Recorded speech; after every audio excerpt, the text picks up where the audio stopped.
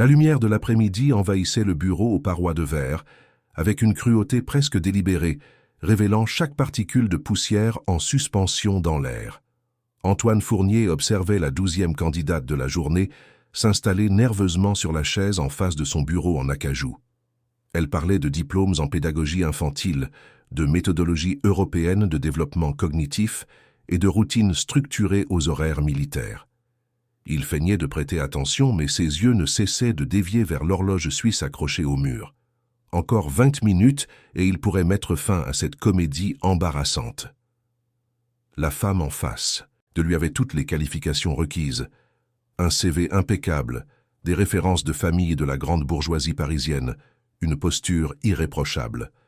Mais Antoine savait, avec l'amère certitude de celui qui était déjà passé par là 11 fois, qu'elle ne tiendrait pas plus de 3 semaines. Peut-être un mois si elle avait la patience d'une sainte. Le problème n'était jamais les nounous. Le problème, c'était Léo. Son fils de presque 2 ans vivait comme un fantôme dans cet hôtel particulier de Neuilly-sur-Seine.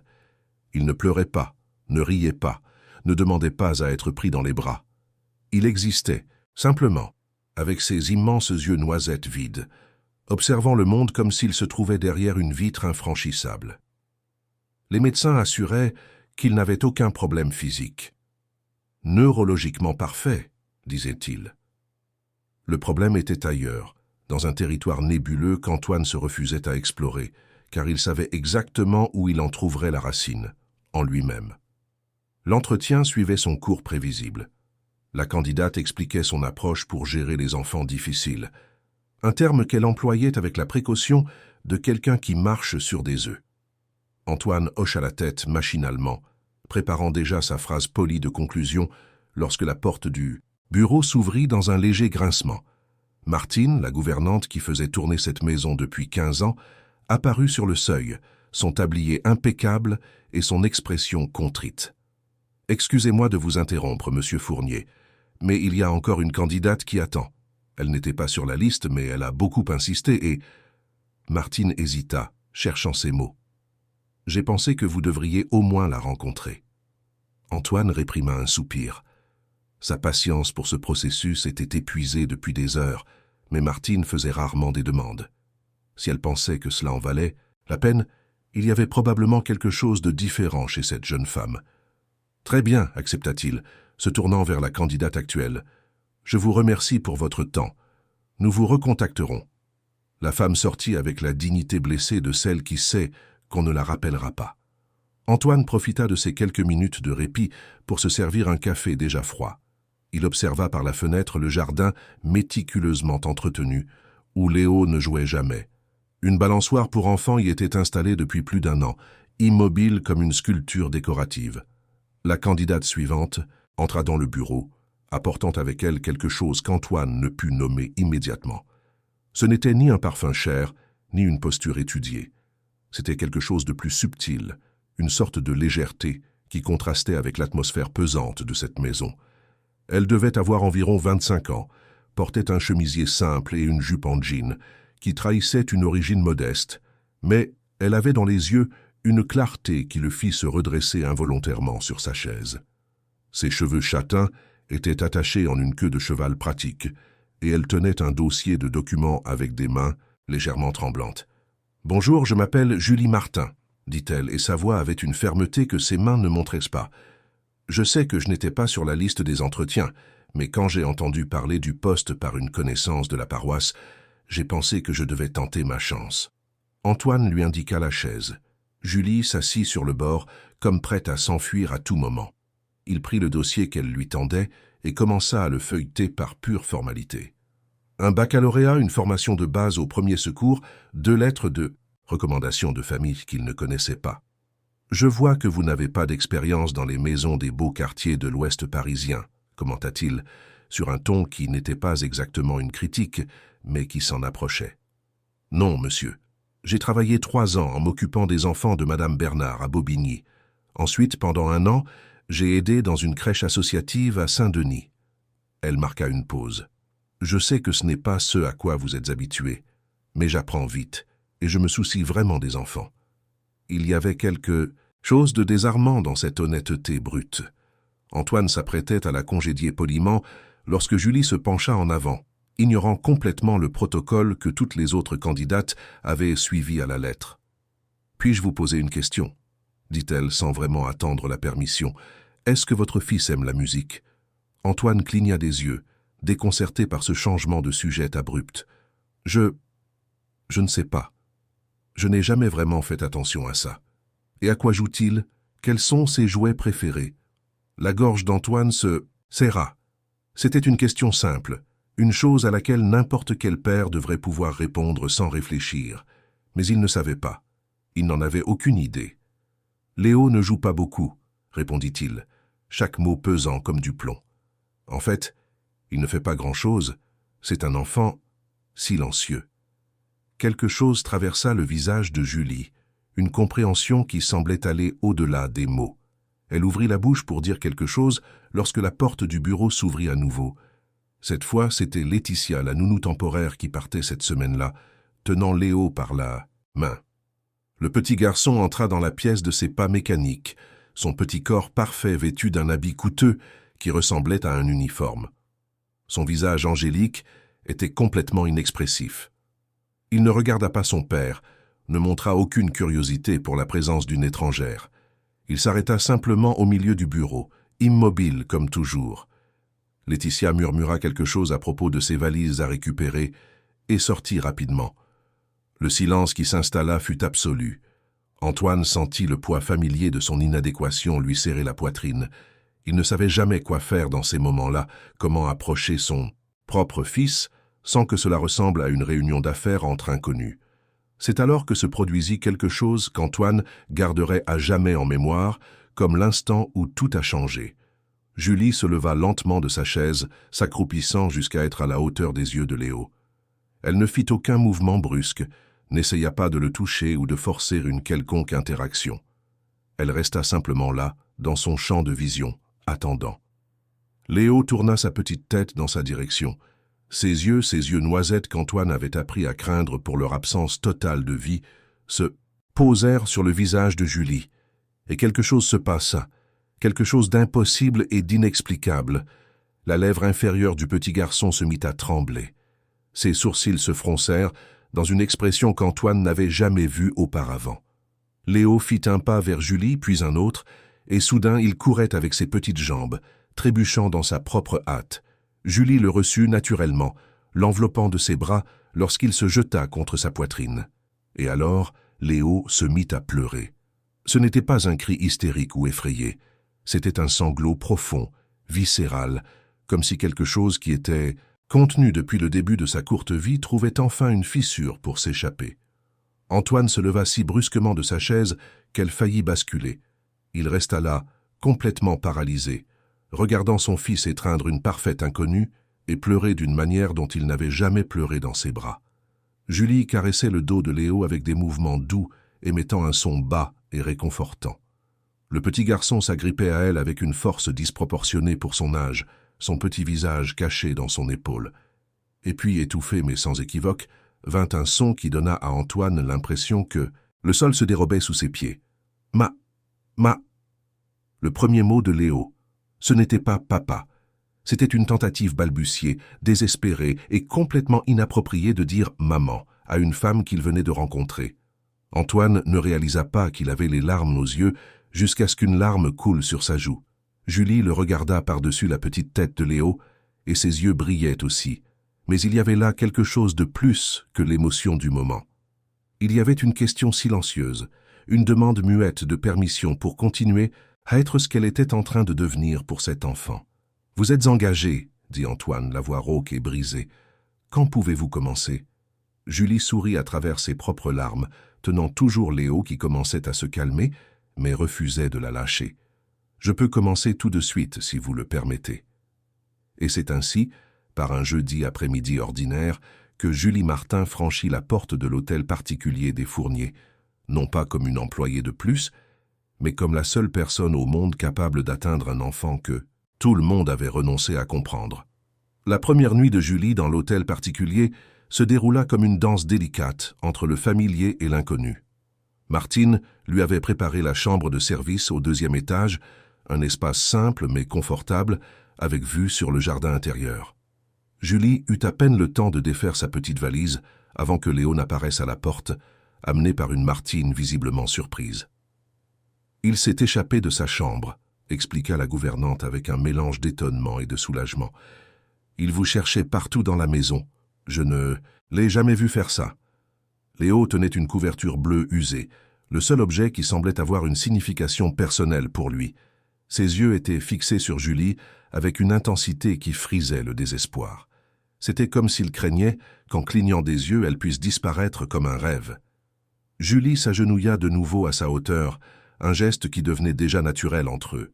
« Salut Léo, tu es venu me voir ?» Elle tendit la main et le petit garçon la prit immédiatement, ses petits doigts s'entrelaçant dans les siens avec force. « Tu sais ce que j'ai apporté dans ma valise? Une guitare. Tu aimerais écouter une chanson avant de dormir ?» C'était la première fois que quelqu'un posait une question directe à Léo en attendant une vraie réponse. Le petit garçon ne parla pas, mais hocha la tête d'une manière si légère que cela aurait pu être une illusion. Julie, cependant, prit cela comme la communication la plus significative du monde. Elle prit la vieille guitare qui avait appartenu à son père, un instrument qui avait traversé la France entière avant d'arriver entre ses mains. Elle s'assit sur le lit et attira Léo près d'elle. Le petit garçon se blottit contre son flanc, tenant toujours sa couverture, mais maintenant avec les yeux grands ouverts et attentifs. Les premières notes emplirent la chambre d'une douceur qui semblait impossible dans cette maison aux lignes droites et au silence pesant. Julie chanta une vieille berceuse du Périgord, de celle que sa grand-mère chantait les soirs d'été à Sarlat. Sa voix n'était pas techniquement parfaite, mais elle portait quelque chose de plus précieux, de l'authenticité. Léo posa sa tête sur son bras, et pour la première fois depuis sa naissance, il s'endormit sans résistance, sans cet état de veille tendu qui inquiétait tous les médecins. Ce que Julie ne savait pas, c'est qu'Antoine se tenait à l'extérieur de la chambre, étant monté pour vérifier où Léo était passé. Il resta là, appuyé contre le mur du couloir, écoutant cette voix inconnue transformer sa maison en quelque chose qu'il ne pouvait nommer, quelque chose qui ressemblait dangereusement à un foyer. Quand la musique cessa, Antoine attendit quelques minutes avant de frapper doucement à la porte entr'ouverte. Julie leva les yeux, surprise, et fit un geste pour indiquer Léo endormi. « Je vais le ramener dans sa chambre », murmura Antoine en entrant prudemment. « Mieux vaut le laisser dormir ici ce soir », répondit Julie à voix basse. « Il est si calme. Ne le brusquons pas maintenant. » Antoine hésita. Il y avait quelque chose de profondément déplacé à laisser son fils dormir dans la chambre de l'employé dès sa première nuit. Mais en voyant Léo complètement détendu pour la première fois, une de ses petites mains agrippant encore le chemisier de Julie même dans son sommeil, il ne put argumenter. « D'accord, si ça ne vous dérange pas, bien sûr que non, monsieur. Fournier. »« Appelez-moi simplement Antoine, » dit-il, se surprenant lui-même. « Le monsieur me donne l'impression d'avoir 80 ans. » Julie sourit, et Antoine réalisa que c'était un sourire sincère, sans la dose de fausse politesse qu'il recevait de presque tout le monde autour de lui. Il quitta la chambre, mais ne parvint pas à rejoindre la sienne. Au lieu de cela, il se rendit au bureau et se servit un whisky qu'il ne but pas. Il resta là, regardant la ville illuminée à travers la fenêtre, pensant à la façon dont une maison pouvait être si pleine et si vide à la fois. Les jours suivants apportèrent des changements qui commencèrent subtilement, mais devinrent vite impossibles à ignorer. Julie établit une routine qui n'avait rien à voir avec les emplois du temps rigides des nounous précédentes. Elle se réveillait avec Léo à l'aube, et au lieu de le forcer à un petit déjeuner solitaire dans la cuisine, l'emmenait dans le jardin encore couvert de rosée. Antoine, qui avait l'habitude de quitter la maison avant 7 heures sans voir son fils, commença à retarder délibérément son départ. De la fenêtre de sa chambre, il observait Julie et Léo assis sur l'herbe, elle montrant les oiseaux, lui manifestant enfin de la curiosité pour le monde qui l'entourait. Un matin, Antoine descendit plus tôt que d'habitude et les trouva sur la terrasse. Julie apprenait à Léo à taper dans ses mains au rythme d'une chanson qu'elle fredonnait. Le petit garçon n'y arrivait pas encore, ses petites mains se rencontrant de manière désordonnée, mais il essayait. Il essayait, et c'était plus qu'Antoine n'avait jamais obtenu de lui en presque 2 ans. « Bonjour », dit-il, et sa propre voix lui parut étrange et timide. Léo le regarda, et pour la première fois, ne détourna pas immédiatement les yeux. Le petit garçon l'étudia un long moment, comme s'il essayait de décider quelque chose d'important. « Dis bonjour à papa », encouragea doucement Julie sans forcer. Léo ne dit rien, mais hocha la tête en direction d'Antoine, avant de reporter son attention sur sa tentative de taper dans ses mains. C'était peu, mais c'était infiniment plus que le vide précédent. Antoine sentit un nœud dans sa gorge. Il marmonna quelque chose à propos d'un rendez-vous urgent et partit au travail, mais il passa la journée incapable de se concentrer sur les réunions et les rapports. Son esprit revenait sans cesse à cette scène sur la terrasse, à la patience infinie de Julie, au fait que son fils était en train d'apprendre à exister dans le monde. Le soir, pour la première fois depuis des mois, Antoine rentra à la maison avant 20 heures. L'hôtel particulier était différent. Il y avait une musique douce qui jouait dans le salon, quelque chose d'instrumental et d'apaisant. Des voix venèrent de la cuisine, et Antoine se surprit à marcher dans cette direction comme tiré par un fil invisible. Julie préparait le dîner de Léo, lui parlant de chaque ingrédient, comme si le petit garçon était capable de répondre. Et peut-être l'était-il à sa manière, car il observait tout avec une attention qu'il n'avait jamais montrée auparavant. « Ça, c'est une carotte, Léo. Regarde cette belle couleur, orange comme le coucher de soleil qu'on a vu aujourd'hui, tu te souviens ?» Léo prit un morceau de carotte et l'examina, le portant à son nez pour le sentir. Julie rit, un son cristallin qui fit bouger quelque chose dans la poitrine d'Antoine. « Exactement.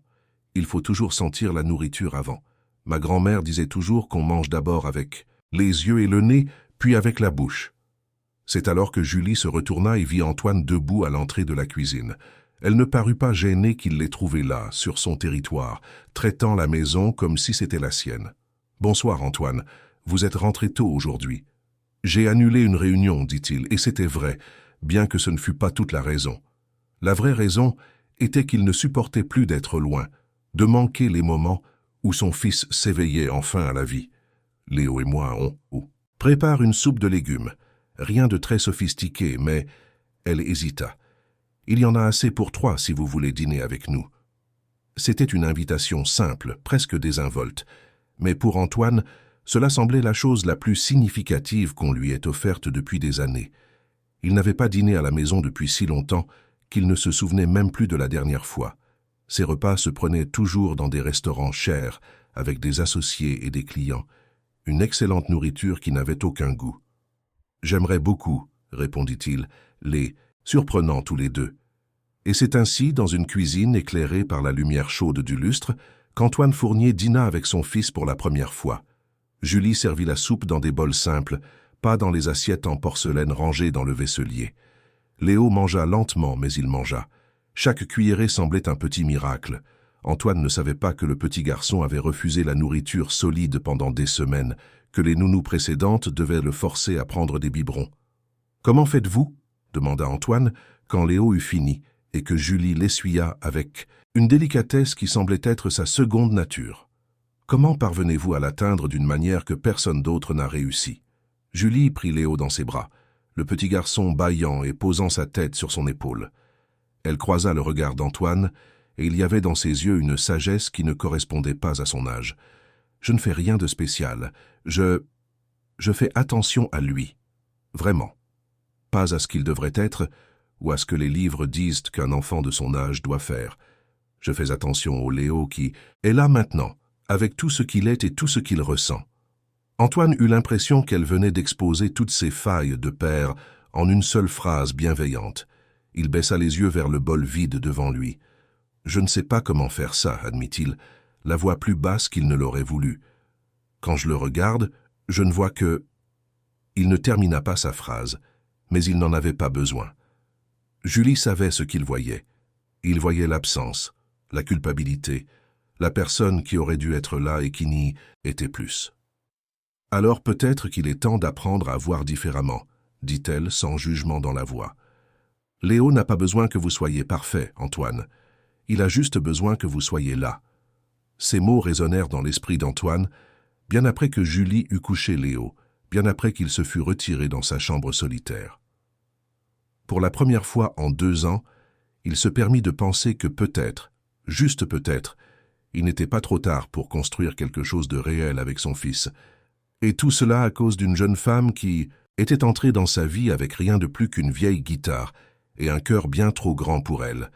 Les semaines suivantes dessinèrent une nouvelle routine dans l'hôtel particulier des Fournier, une chorégraphie silencieuse où chacun apprenait son rôle. Antoine commença à partir plus tard au bureau et à rentrer progressivement plus tôt, toujours avec une excuse professionnelle qui sonnait faux même à ses propres oreilles. La vérité, qu'il s'avouait à peine, était qu'il ne voulait plus manquer les moments où la maison prenait vie. Julie transformait chaque pièce où elle passait. Le salon, autrefois un musée de meubles, cher et intouchable, avait maintenant des coussins éparpillés sur le sol où elle et Léo construisaient des tours avec des cubes en bois. Le jardin, cet espace méticuleusement conçu mais stérile, devint un territoire d'exploration où le petit garçon se salissait enfin de terre et semblait en être fier. Un samedi après-midi, Antoine prit une décision qui surprit même Martine. Au lieu d'aller au bureau comme il le faisait chaque week-end, il resta à la maison. Il descendit à la cuisine en short et t-shirt, une chose si inédite que la gouvernante faillit laisser tomber le plateau de café qu'elle portait. « Monsieur Fournier, vous avez besoin de quelque chose? Je peux préparer... » « Tout va bien, Martine. Je viens juste prendre un café. » Il hésita, entendant des rires venant du jardin. « Où sont-ils » Mademoiselle Julie a emmené le petit Léo jouer avec le tuyau d'arrosage. Elle a demandé la permission d'abord, bien sûr. Elle a dit que la chaleur était insupportable. Antoine prit sa tasse de café et se dirigea vers la porte vitrée donnant sur le jardin. La scène qu'il découvrit le figea sur place, incapable de bouger. Julie avait branché le tuyau d'arrosage et créé une sorte de douche improvisée. Elle était complètement trempée, sa robe légère collée à son corps, ses cheveux dégoulinants, riant d'une manière si libre qu'il semblait impossible que ce son vienne de quelqu'un qui travaillait pour vivre. Et Léo, son Léo, courait sous l'eau avec un rire cristallin, trébuchant sur ses propres jambes, se relevant et courant de nouveau. Antoine sentit quelque chose se briser en lui. C'était de la joie et de la douleur en même temps, de la gratitude mêlée à une jalousie si intense qu'elle en était physiquement douloureuse.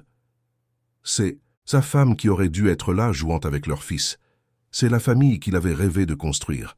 Mais ce n'était pas le cas. Et aussi douloureux que ce fut de l'admettre, Julie faisait pour Léo quelque chose qu'il n'avait jamais réussi à faire. Elle lui apprenait que le monde pouvait être un lieu de joie. Léo vit son père à la porte et s'arrêta de courir. Un instant, Antoine craignit que sa présence ne gâche tout, que le petit garçon ne retourne dans sa coquille vide d'avant. Mais alors Julie se tourna, suivant le regard de Léo, et sourit. « Antoine, venez jouer avec nous. » C'était une invitation simple, presque enfantine, mais quelque chose dans la façon dont elle le dit, sans hiérarchie, sans le poids formel du « Monsieur Fournier », le fit se diriger vers le jardin, avant même d'avoir traité la décision. « Je n'ai pas de vêtements pour me mouiller », commença-t-il, mais Julie dirigeait déjà le tuyau vers lui. « Maintenant, si !» Le jet d'eau le frappa de plein fouet, trempant son t-shirt de marque et le faisant suffoquer de surprise. Pendant une seconde, Antoine resta là, dégoulinant, complètement choqué. Personne n'avait osé lui faire une chose pareille depuis combien de temps? Il ne s'en souvenait même plus. Et puis, à sa propre surprise et à celle de tous, Antoine Fournier se mit à rire. Pas un rire poli de réunion mondaine, mais un vrai éclat de rire qui venait d'un endroit profond qu'il avait oublié d'avoir. Léo regarda son père rire et quelque chose se passa sur le visage du petit garçon. C'était comme regarder un lever de soleil, un changement progressif mais indéniable. Il courut vers Antoine, non pas avec peur ou hésitation, mais les bras ouverts. Antoine l'attrapa au vol, tournant avec lui, tous deux riant, tous deux trempés, et pour la première fois depuis la naissance de Léo, le petit garçon le serra en retour. De petits bras autour de son cou, un rire contre son oreille, et Antoine sentit que finalement, enfin, quelque chose de brisé en lui commençait à guérir. Julie ferma le robinet et les observa, essuyant discrètement ses propres larmes. Il y avait dans cette scène quelque chose à la fois beau et douloureux, une intimité qu'elle savait ne jamais pouvoir vraiment revendiquer. Elle n'était que la nounou, le pont temporaire entre un père et un fils. Un jour, elle aurait rempli son rôle et pourrait partir. Sauf que l'idée de partir commençait à faire mal d'une manière à laquelle elle n'était pas préparée. Ce soir-là, après que Léo se fut endormi, Antoine trouva Julie sur la terrasse, regardant les lumières de la ville. Elle s'était changée, mais ses cheveux étaient encore humides, sentant le shampoing bon marché et quelque chose de floral qu'il ne pouvait identifier. « Merci », dit-il en venant s'asseoir à côté d'elle sur les marches, « pour ce que vous avez fait, aujourd'hui, pour tout ce que vous avez fait. » Julie haussa les épaules, mais il y avait un sourire triste sur son visage. « C'est mon travail de m'occuper de lui. » « Ce n'est pas que ça, et vous le savez. » Antoine se tourna pour la regarder directement. « Vous changez sa vie. Vous changez ma vie. Ça va bien au-delà de n'importe quel travail. » Il y eut un long silence. Julie serra ses genoux, paraissant soudain très jeune et très vulnérable. « Je peux vous confier quelque chose ?» dit-elle finalement. « Léo me rappelle mon petit frère, Benoît. Il était comme ça quand il était petit, plein de vie, toujours en train de rire. Je m'occupais de lui pendant que ma mère travaillait. » Elle fit une pause, et Antoine sentit qu'il y avait de la douleur dans ce souvenir. « Vous vous occupiez. » Il vit avec ma tante maintenant, à la campagne. Quand ma mère est tombée malade, je n'ai pas pu m'occuper des deux toute seule. Il était encore si petit. Il avait besoin d'une attention que je ne pouvais pas lui donner en travaillant. Ça a été la chose la plus difficile que j'ai jamais faite, de le laisser partir. Antoine sentit sa poitrine se serrer. Soudain, beaucoup de choses à propos de Julie prenaient sens. La façon dont elle se consacrait entièrement à Léo, comme si chaque instant comptait. La tristesse qui passait parfois dans ses yeux quand elle pensait que personne ne la regardait.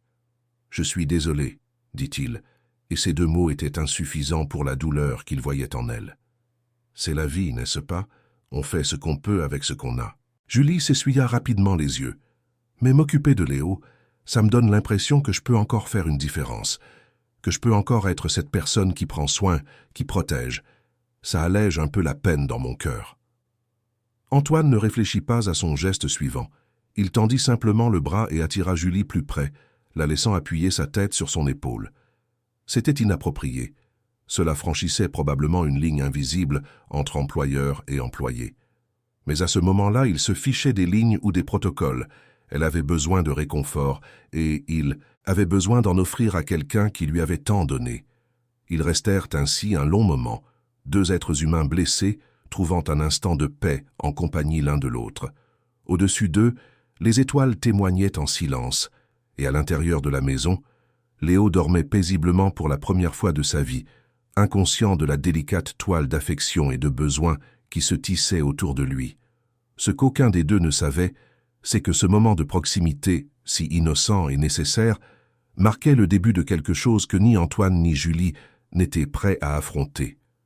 Quelque chose qui transformerait complètement non seulement leur relation, mais aussi tout l'avenir qu'ils avaient imaginé pour eux-mêmes. À l'intérieur, Martine observait par la fenêtre de la cuisine et secouait légèrement la tête. Elle avait vu beaucoup de choses en 15 ans au service de la famille Fournier. Mais ceci, cette connexion fragile et dangereuse qui se formait entre son patron et la jeune nounou, c'était nouveau. Et elle ne savait pas si elle devait prier pour que cela s'épanouisse ou pour que cela se termine avant que quelqu'un ne soit vraiment blessé. Car d'après son expérience, lorsque des mondes si différents entraient en collision, cela se terminait rarement bien pour les cœurs impliqués. Le mois d'octobre arriva, apportant les premières pluies d'automne, lavant Paris avec cette persistance mélancolique qui rendait la ville plus humaine. Antoine était dans son bureau, feignant d'analyser des rapports financiers tout en observant par la fenêtre la pluie transformer le jardin en une peinture impressionniste floue. Son portable sonna, affichant le numéro de Martine. Il répondit distraitement, s'attendant à une question domestique de routine. « Monsieur Fournier, excusez-moi de vous déranger au travail, mais... » La voix de la gouvernante avait une urgence inhabituelle. « C'est le petit Léo. Il a une forte fièvre et mademoiselle Julie est très inquiète. Je lui ai déjà donné le médicament, mais peut-être que vous devriez rentrer. » Antoine était debout avant même que Martine ait fini sa phrase. Il attrapa sa veste, marmonna quelque chose à sa secrétaire à propos d'une urgence familiale et sortit, laissant une salle de réunion pleine de cadres surpris, fixant la porte fermée. La circulation sur les Champs-Élysées était impossible avec la pluie, chaque minute semblant une heure. Antoine tambourinait des doigts sur le volant, essayant de ne pas laisser l'anxiété se transformer en panique. Ce n'était qu'une fièvre, les enfants avaient de la fièvre tout le temps. Mais Léo n'était pas n'importe quel enfant, c'était son fils, et l'idée que quelque chose lui arrive lui serrait la poitrine d'une manière qu'il n'était pas préparé à ressentir. Quand il arriva enfin à la maison, il trouva Julie dans le salon avec Léo dans ses bras, le berçant doucement tout en fredonnant à voix basse. Le petit garçon était visiblement abattu, les joues rouges, les yeux brillants de fièvre. « Comment va-t-il » demanda Antoine, laissant tomber sa mallette mouillée sur le sol et venant s'agenouiller à côté d'eux. La fièvre a un peu baissé après le médicament, mais il ne veut pas me lâcher. Julie caressa les cheveux moites de Léo. « Je pense que c'est juste une virose, mais il a si peur. Il n'a jamais été malade depuis que je suis là. » Léo ouvrit les yeux en entendant la voix de son père. Il tendit une petite main tremblante vers Antoine, et le geste fut si inattendu et si désiré qu'Antoine sentit ses yeux lui piquer. « Tu veux aller avec papa ?» demanda doucement Julie. À la surprise de tous les deux, Léo hocha la tête. Julie le transféra délicatement dans les bras d'Antoine, et le petit garçon se blottit contre la poitrine de son père avec la même confiance qu'il montrait avec elle. C'était la première fois que cela arrivait, la première fois que Léo le choisissait activement. « Je suis là, champion », murmura Antoine contre les cheveux de son fils. « Papa est là et ne laissera rien de mal t'arriver. » Julie sourit à travers ses propres larmes. « Je vais chercher une compresse froide. Continuez comme ça, il se calme. » Les heures suivantes se dissolurent en une veillée partagée. Antoine et Julie se relayèrent pour tenir Léo, prendre sa température, lui offrir de l'eau et des mots de réconfort. La fièvre montait et descendait par vagues imprévisibles, faisant légèrement délirer le petit garçon par moments, les appelant tous les deux d'une manière qui faisait fondre toutes les défenses qu'ils auraient pu avoir. Ce fut pendant l'une de ces longues heures de la nuit, avec Léo dormant enfin plus tranquillement entre eux sur le canapé, qu'Antoine rompit le silence. « Quand il est né, commença-t-il, la voix basse et chargée, l'infirmière l'a mis dans mes bras et tout ce que j'ai pu penser, c'est qu'il était souillé du sang de ma femme. Je sais que ça semble terrible de dire ça, mais c'est tout ce que je voyais. Je ne pouvais pas regarder mon fils sans voir ce qui m'avait été enlevé. » Julie ne dit rien, posa simplement sa main sur la sienne en un soutien silencieux. « Isabelle et moi n'avions pas un mariage parfait, » continua Antoine, les mots sortant comme s'ils étaient restés coincés depuis longtemps. En fait, c'était loin d'être parfait, mais il y avait de l'amour, ou du moins du respect mutuel et de la camaraderie. Quand elle est tombée enceinte, j'ai cru que ça pourrait réparer ce qui était brisé entre nous. Au lieu de ça, il n'eut pas besoin de finir. Julie connaissait la fin de cette histoire. « Léo n'y est pour rien, dit-elle gentiment, et au fond, vous l'avez toujours su. C'est pour ça que vous ne l'avez jamais maltraité ou négligé. Vous avez toujours veillé à ce qu'il ait tout ce dont il avait besoin matériellement. Sauf la seule chose qui compte. Vraiment, répondit Antoine en serrant sa main. Sauf mon amour, sauf ma présence réelle, jusqu'à ce que vous arriviez et me montriez ce que je perdais, le fils incroyable qui grandissait sous mes yeux alors que je m'obstinais à ne pas le voir. Vous le voyez maintenant, dit Julie. C'est ça qui compte. Léo est encore si petit. Vous avez toute une vie devant vous pour construire ce lien. Antoine la regarda dans la pénombre du salon, éclairée seulement par la douce lumière d'une lampe. Il y avait quelque chose dans la façon dont Julie tenait sa main, dans l'intimité forcée de ce moment de vulnérabilité partagée qui faisait battre son cœur d'une manière qui n'avait rien à voir avec l'inquiétude paternelle. « Comment pouvez-vous être si sage pour quelqu'un de si jeune ?» demanda-t-il, et sa voix sortit plus basse, plus intime qu'il ne l'avait prévu. Julie eut un sourire triste. « La douleur nous fait grandir vite. Quand on doit mûrir rapidement pour s'occuper de ceux qu'on aime, on n'a pas beaucoup de temps pour être jeune et insouciante. » Il y avait tant de questions qu'Antoine voulait poser sur la mère malade qu'elle avait mentionnée, sur le frère qu'elle avait dû laisser partir, sur les rêves qu'elle avait probablement abandonnés pour assumer de si lourdes responsabilités. Mais Léo bougea entre eux, marmonnant quelque chose d'inintelligible dans son sommeil, et le moment se brisa. « Il va mieux, » dit Julie, vérifiant la température du front du petit garçon avec ses lèvres. « La fièvre a baissé. Je crois que le pire est passé. »« Grâce à vous, » dit Antoine. « J'aurais paniqué si j'avais été seul. »« Vous en seriez bien sorti, » assura-t-elle. « Vous êtes meilleur que vous ne le pensez, Antoine. Il faut juste que vous ayez un peu plus confiance en vous. » Ils ramenèrent Léo dans son lit, une première depuis l'arrivée de Julie. Le petit garçon avait dormi plus de nuits dans la chambre de Julie que dans la sienne.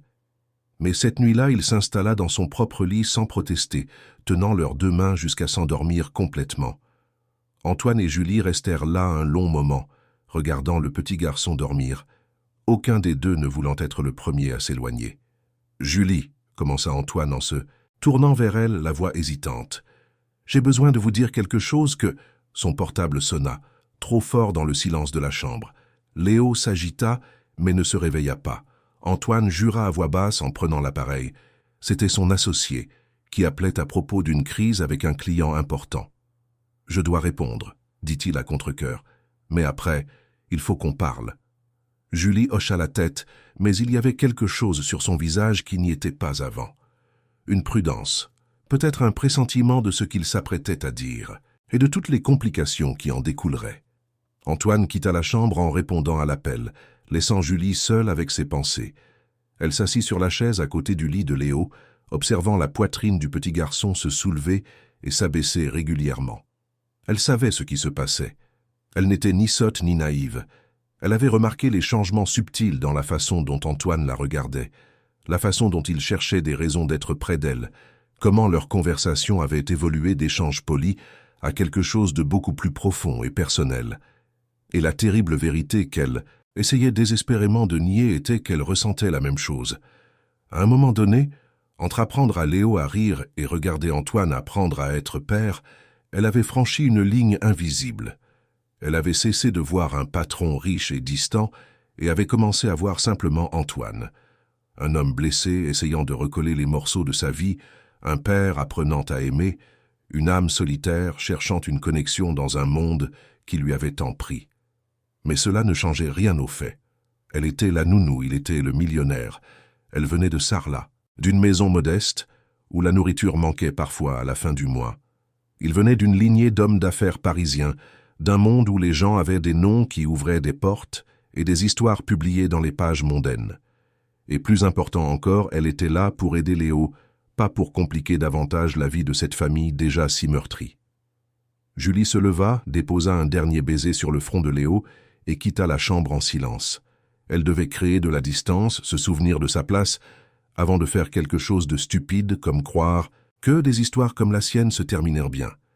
Mais en passant dans le couloir, elle ne put s'empêcher d'entendre la voix d'Antoine au téléphone, tendue et frustrée, gérant des problèmes d'entreprise qui semblaient si vains comparés à ce qu'ils avaient à partager cette nuit-là.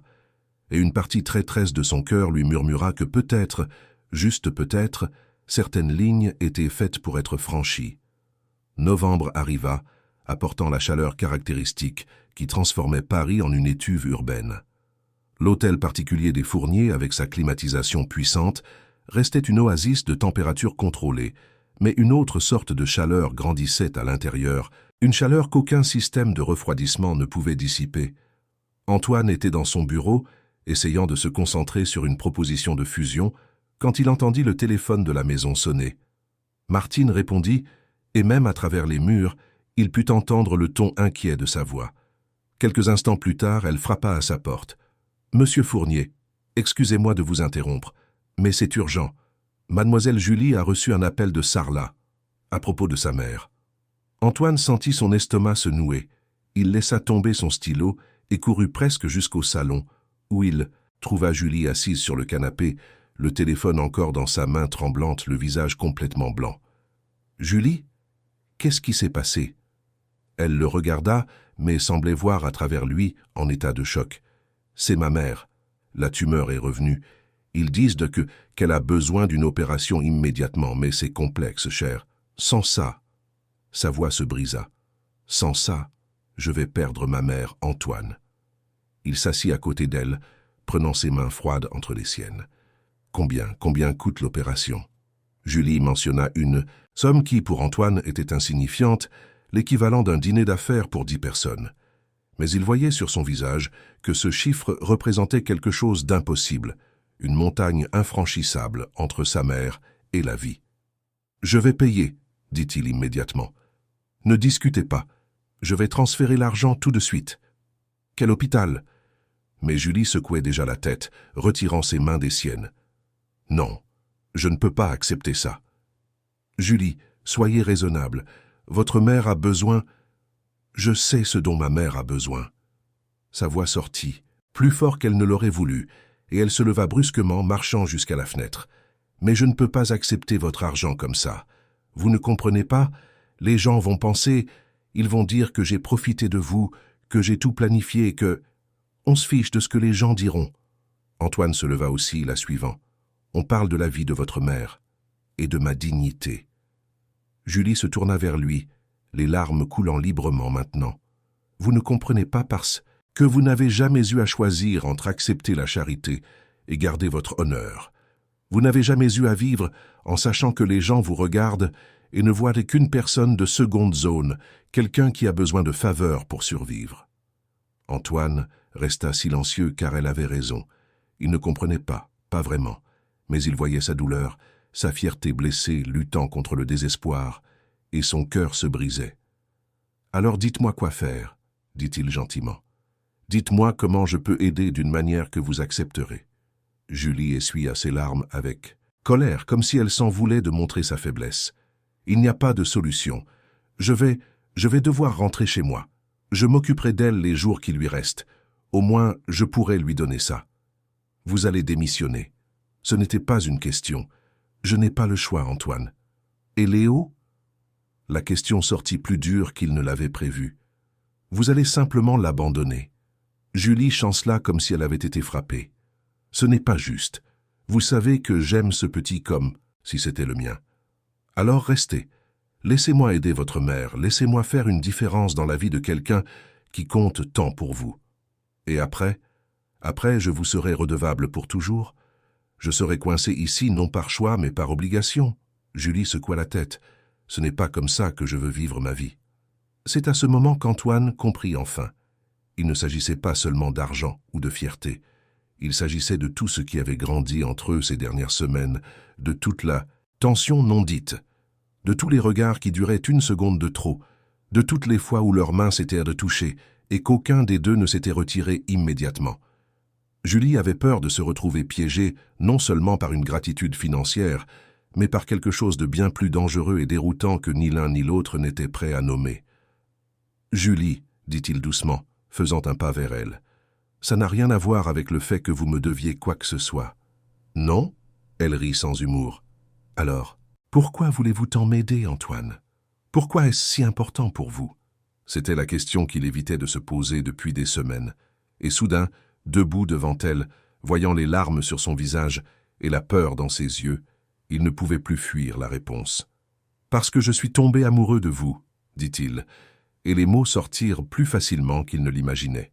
« Je ne sais pas quand c'est arrivé exactement. Peut-être ce premier jour, quand vous avez pris Léo dans vos bras et qu'il a pleuré pour la première fois. Peut-être ce soir-là, quand nous avons cuisiné ensemble et que vous m'avez fait rire pour la première fois depuis des années. Ou peut-être que ça a été progressif, un moment après l'autre, jusqu'à ce qu'un jour je me réveille et que je réalise que je ne veux plus vivre dans un monde où vous n'êtes pas. » Julie resta figée, assimilant ses paroles. Quand elle parla enfin, sa voix n'était qu'un murmure brisé. « Vous ne pouvez pas dire ces choses. »« Pourquoi pas? C'est la vérité. »« Parce que vous êtes mon patron, Antoine. Parce que je suis la nounou de votre fils. Parce que nous vivons dans des mondes complètement différents et que ça ne marchera jamais. »« Vous ressentez la même chose, » dit-il, et ce n'était pas une question. « Je le vois dans vos yeux, Julie, dans la façon dont vous me regardez quand vous pensez que je ne vois pas, dans la façon dont votre respiration change quand je suis près de vous. Ce que je ressens n'a pas d'importance. » Elle détourna le regard, incapable de soutenir le sien. « Même si je ressentais quelque chose, et je ne dis pas que c'est le cas, ça ne ferait que tout compliquer. Je ne peux pas accepter votre argent maintenant, Antoine. Les gens vont penser que je vous ai séduit par intérêt, que j'ai tout planifié depuis le début. Au diable, les gens. Facile à dire quand on est qui vous êtes. Difficile à vivre quand on est qui je suis. » Julie prit son sac, qui était sur la chaise. « Je vais faire mes valises. Je prends le car ce soir pour Sarlat. Julie, s'il vous plaît, remerciez Léo, pour moi. Dites-lui que j'ai Dites-lui que j'ai dû partir, mais que je ne l'oublierai jamais. » Elle quitta la pièce en courant presque, laissant Antoine là, debout, avec l'impression que le sol venait de se dérober sous ses pieds. Il venait d'avouer quelque chose qu'il s'admettait à peine à lui-même, et elle s'était enfuie. Mais c'était sa fierté qui s'était enfuie, réalisa Antoine. C'était la peur d'être vu comme une opportuniste, que ses sentiments sincères soient entachés par des circonstances financières. Et il ne savait pas comment résoudre ça, comment lui faire voir que l'argent était la plus petite partie de ce qu'il lui offrait. Cette nuit-là, quand Léo se réveilla et chercha Julie, Antoine dut s'asseoir avec son fils et lui expliquer qu'elle avait dû partir pour s'occuper de sa famille. Le petit garçon ne pleura pas tout de suite. Il regarda simplement son père avec ses yeux immenses et dit le mot qui brisa le cœur d'Antoine en 1000 morceaux. « Maman, ce n'est pas ta maman, champion, » expliqua doucement Antoine en prenant Léo dans ses bras. « Mais elle t'aime très fort. Et elle va revenir, je te promets qu'elle va revenir. » C'était une promesse qu'il ne savait pas s'il pourrait tenir. Mais en regardant le fils que Julie avait aidé à sauver, Antoine savait qu'il ferait n'importe quoi, absolument n'importe quoi, pour ramener la femme qui avait transformé cette maison froide en un foyer. Même si cela signifiait aller jusqu'à Sarlat et la supplier à genoux s'il le fallait. Parce que certaines personnes valent tous les sacrifices d'orgueil. Et Julie Martin était sans aucun doute l'une d'entre elles. Les 3 jours suivants furent les plus longs de la vie d'Antoine Fournier. Léo régressa de façon spectaculaire sans la présence de Julie, retournant à cet état d'apathie qui avait terrifié Antoine dans les premiers mois de la vie du petit garçon. Il ne mangeait pas bien, ne jouait pas, restait simplement assis dans sa chambre, tenant la guitare qu'elle avait laissée derrière elle. Antoine essaya tout. Il engagea une nounou temporaire que Léo ignora complètement. Il essaya lui-même de jouer, de chanter, de faire tout ce qu'il avait vu Julie faire, mais c'était comme essayer de reproduire de la magie sans comprendre le tour. Ça ne fonctionnait pas quand c'était lui, parce que ce n'était pas une question d'action, mais de la personne qui les accomplissait. C'était une question de Julie. La 3e nuit, quand Léo s'endormit enfin après des heures de pleurs silencieux et dévastateurs, Antoine prit une décision. Il entra dans son bureau, prit le téléphone et appela son associé. « Marc, je vais avoir besoin que tu prennes en charge mes engagements pour les prochains jours, peut-être une semaine. »« Antoine, nous sommes au milieu d'une fusion importante. Tu ne peux pas simplement... »« Je peux, et je le ferai, » interrompit Antoine, surpris par sa propre fermeté. « Il y a des choses plus importantes. »« Que les affaires, Marc.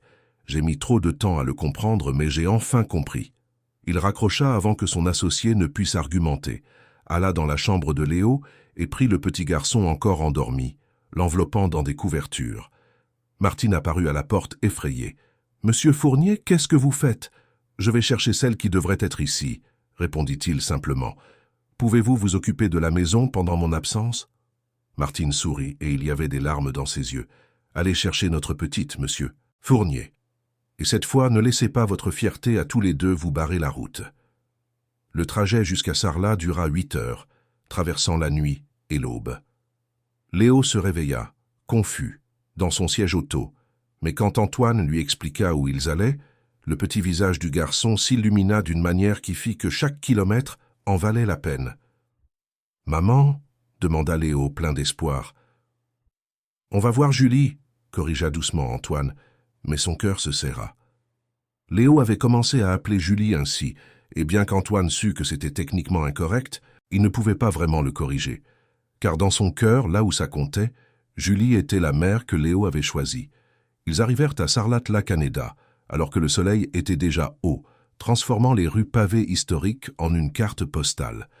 Antoine s'arrêta pour demander son chemin et fut dirigé vers une maison simple en périphérie de la ville, loin des demeures médiévales du centre touristique. La maison était petite mais bien entretenue, avec des pots de fleurs à la fenêtre et une porte en bois peinte en bleu clair. Antoine prit une profonde inspiration, prit Léo dans ses bras et frappa. Une femme d'une 50aine d'années, mince et visiblement affaiblie par la maladie, mais avec les mêmes yeux doux que Julie, ouvrit la porte. « Je peux vous aider ?» demanda-t-elle, puis elle vit Léo. Son visage s'illumina. « Ah, vous devez être le petit Léo. Ma fille ne cesse de parler de vous. »« Madame Martin, je m'appelle Antoine Fournier. J'ai besoin de parler à Julie. » La mère de Julie étudia Antoine, avec une intensité qui lui donna l'impression d'être jugé non pas sur son compte en banque, mais sur la valeur de son caractère. Finalement, elle ouvrit complètement la porte. « Elle est dans le jardin, mais je crois qu'il vaut mieux que je vous y conduise. Julie a été difficile ces derniers jours. » Antoine entra dans la modeste maison, si différente de son hôtel particulier, mais infiniment plus accueillante. Il y avait des photos sur les murs, des napperons en crochet recouvrant les meubles, l'odeur de cuisine maison venant de la cuisine. Dans le petit jardin, Julie étendait du linge sur une corde. Elle portait une simple robe en coton et avait les cheveux attachés en un chignon négligé. Elle paraissait plus jeune ainsi, plus vulnérable, et le cœur d'Antoine se serra en la voyant. Léo vit Julie et se mit à se débattre dans les bras d'Antoine, criant « Maman! Maman !» de toutes ses forces. Julie se retourna si brusquement qu'elle renversa le panier de linge. Son visage passa par une série d'émotions. Le choc, la joie, la confusion et enfin quelque chose qui ressemblait à de la peur. « Antoine, qu'est-ce que vous faites ici ?» Mais Léo avait déjà été posé au sol et courait vers elle avec cette vitesse, désordonnée des tout-petits. Julie l'attrapa automatiquement et le petit garçon s'agrippa à elle comme si sa vie en dépendait, sanglotant contre son cou. « Tu m'as manqué, tu m'as manqué, tu m'as manqué », répétait-il entre les sanglots, des mots qu'il n'avait jamais prononcés auparavant, qu'il ne savait peut-être même pas connaître jusqu'à ce moment. « Toi aussi tu m'as manqué, mon amour », murmura Julie, les larmes coulant librement sur son visage. « Tellement, tellement !» Antoine s'approcha lentement, comme s'il approchait quelque chose de fragile qui pourrait se briser. La mère de Julie était discrètement rentrée à l'intérieur, leur laissant de l'intimité. « Il ne mange pas, » dit Antoine, la voix rauque. « Il ne dort pas bien. Il reste juste assis dans ta chambre, à attendre que tu reviennes. Et moi ?» Il s'arrêta, déglutissant avec difficulté. « J'ai découvert que je suis exactement comme lui. Cette maison est vide sans toi, Julie. Nous sommes vides. » « Antoine, je vous ai déjà expliqué pourquoi je ne peux pas... » commença-t-elle, mais il l'interrompit. « Je sais. Tu as parlé de fierté, de dignité, de ne vouloir rien devoir à personne. Et je respecte ça. Je te respecte. Mais Julie, ce que je t'offre, ce n'est pas la charité. C'est... Il chercha les mots justes, sachant que c'était le moment le plus important de sa vie, que ce qu'il dirait maintenant déterminerait tout le reste. « C'est de l'amour, » dit-il finalement, avec une simplicité absolue. « C'est de l'amour, pur et simple. Pas l'amour qui vient avec des conditions ou des attentes. Pas l'amour qui attend d'être remboursé. C'est le genre d'amour qui veut juste voir la personne aimée heureuse, en sécurité et en vie. » Julie serrait Léo contre sa poitrine, les larmes coulant sans arrêt maintenant. « Mais les gens vont penser... »« Julie Martin !» vint la voix ferme de sa mère depuis la fenêtre de la cuisine. « Viens ici, tout de suite. » Julie obéit automatiquement, portant toujours Léo, avec Antoine, la suivant avec hésitation. Dans la simple cuisine, la mère de Julie était assise à la table en bois usé, et il y avait dans ses yeux une lueur qui était à la fois de l'amusement et de l'exaspération maternelle. « Assieds-toi là, ma fille, » ordonna-t-elle en montrant la chaise en face. Julie s'assit, Léo toujours collé à elle. La mère se tourna vers Antoine. « Vous aussi, jeune homme, asseyez-vous. » Antoine s'assit, se sentant étrangement comme dans le bureau du proviseur. « Julie, » commença la mère, « tu es ma fille, et je t'aime plus que tout au monde. Mais là, tu te conduis comme une idiote. »« Maman, laisse-moi finir. Cet homme est venu jusqu'ici. Il a conduit toute la nuit avec un enfant, pour te chercher. Cet enfant, dit-elle en désignant Léo, t'appelle maman. Tu crois que c'est rien, ça? Tu crois? Que le grand amour se présente si souvent dans une vie que tu peux te permettre de le renvoyer, à cause de ce que des voisines pipelettes vont penser. Mais l'argent, le traitement, accepte le traitement. Laisse cet homme aider. Et après, si ta fierté ne le supporte pas, tu le rembourseras doucement, comme tu pourras. Mais ne jette pas une chance d'être heureuse, d'avoir une famille, pour une fierté stupide. » La mère de Julie se tourna vers Antoine. « Et vous, le jeune homme riche, vous aimez ma fille ?»« Je l'aime, » répondit Antoine sans hésiter, « de tout mon être. »« Et vous la traiterez avec respect? Vous n'allez pas croire que parce que vous avez plus d'argent, vous pouvez lui commander ?» Jamais. Julie est la personne la plus forte que je connaisse.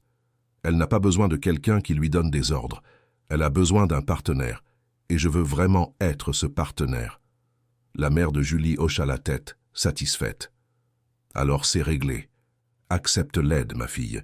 Laisse cet homme payer mon traitement. Et ensuite, vous trois, vous partez et vous construisez une vraie famille, de celles qui comptent. Julie regarda sa mère, puis Antoine, puis Léo blotti dans ses bras. Et finalement, enfin, les barrières qu'elle avait construites commencèrent à céder.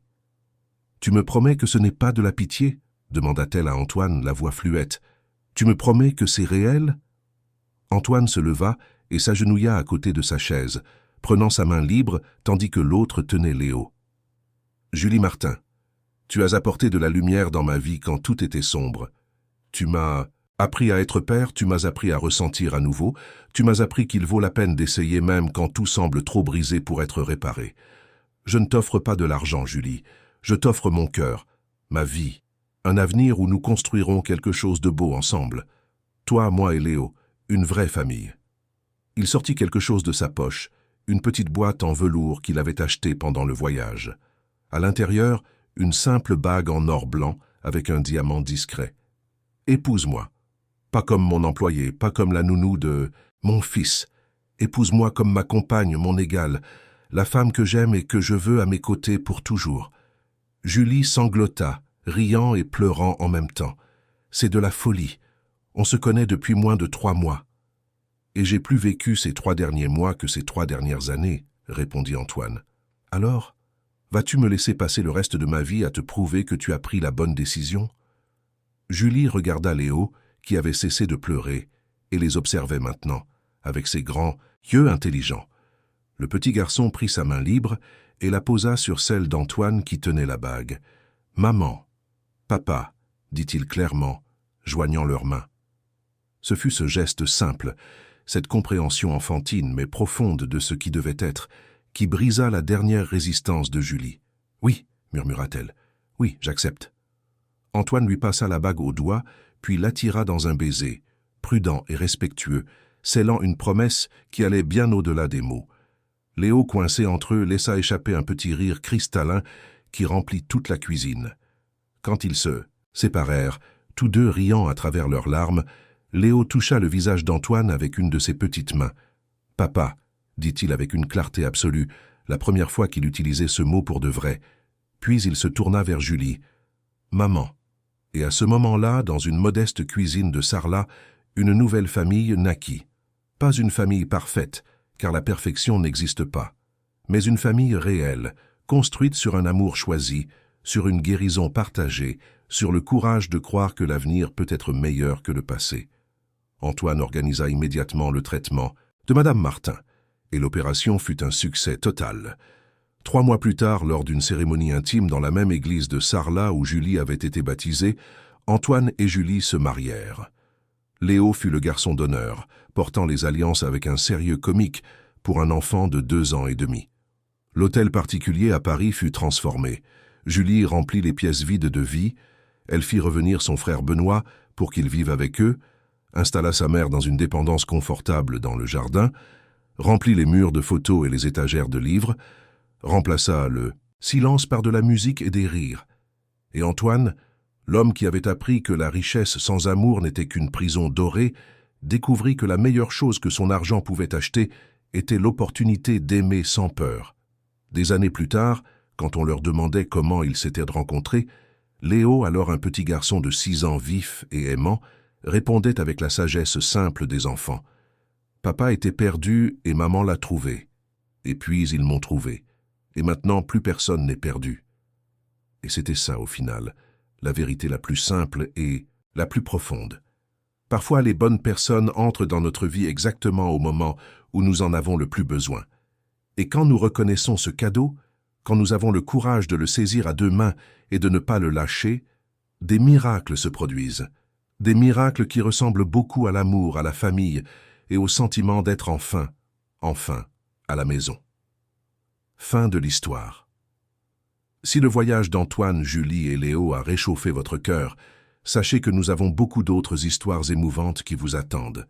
Chaque récit est créé avec soin pour toucher, votre âme et vous faire croire au pouvoir transformateur du véritable amour. Laissez un pouce bleu si cette histoire vous a ému.